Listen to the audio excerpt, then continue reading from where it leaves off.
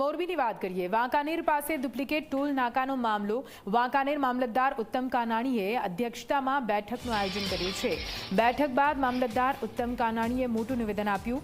તમામ અધિકારીઓ સાથે ચર્ચા વિચારણા હાથ ધરવામાં આવી છે. તમામ ચર્ચાનું વિડીયો રેકોર્ડિંગ કરવામાં આવ્યું છે. જરૂરી કાગળો સાથે ટૂંક સમયમાં અહેવાલ તૈયાર કરવામાં આવશે.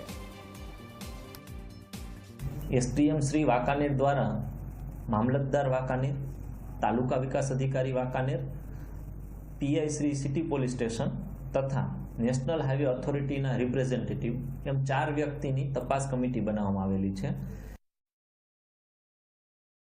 વાઘાસિયા ટોલ પ્લાઝા ખાતે સંયુક્ત તપાસ હાથ ધરી છે.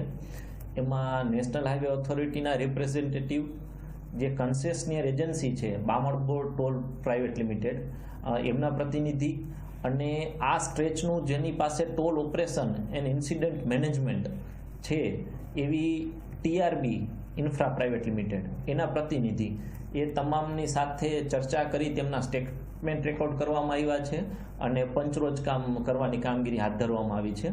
તમામ કામગીરીનો તલસ્પર્શી અભ્યાસ કર્યા બાદ માનનીય એસડીએમ સાહેબ અને માનનીય ડીએમ અને કલેક્ટર સાહેબને વિગતવાર અહેવાલ ટૂંક સમયમાં રજૂ કરવામાં આવશે. नहीं, एक्चुअली मैं आपको बताया ना, जैसे कि गांधीधाम ऑफिस पहले था नहीं, तो गांधीधाम से ऑफिस से नहीं थी और हम क्या करते हैं कंसेशन में दे देते हैं. कंसेशनर ने ऑलरेडी एफआईआर की हुई है और वो कोर्ट केस में चल रही चीज़ें, तो मैटर है.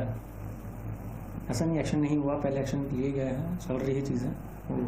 अभी जो व्हीकल है वो तो क्लोज कर दिए गए हैं और उसके लिए अभी विजिट कर रही हैं स्टेट एडमिनिस्ट्रेशन के साथ और पुलिस के साथ, और क्या क्या आउटकम है, क्योंकि वो सब कुछ देखना पड़ता है, क्योंकि विलेज रोड भी है तो विलेजर्स पर एक्शन ना हो.